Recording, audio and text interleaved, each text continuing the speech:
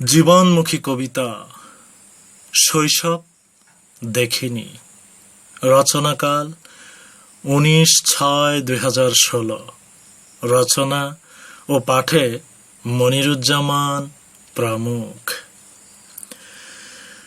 শৈশব দেখিনি, বাল খেলার উড়ান শিখিনি বলে তখনও, অথচ কি বিপরীত আশ্চর্য শৈশবের ওই মিলন মেলায় ঘোর জাগা ননই তথৈব লেগেই থাকত শরীরের মনের সকল আবাহন হয়ে সময়ের রৌদ্রতা অঙ্কন করে দিত প্রকৃতির ঠোঁটে।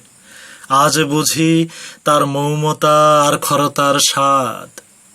জীবন এমনি, অতীতকে বর্তমানের তীব্রতায় আর বর্তমানকে ভবিষ্যতের নবারুণ দিয়ে শেখায়। আহা, শৈশব তুমি কার বলতো? আমার নাকি সময়ের? হাড়ে হাড় দিয়ে দেখি সেই দুরন্তকে। তবুও কবিতার শেষ লাইন কেন এমন হয়? শৈশব দেখিনি।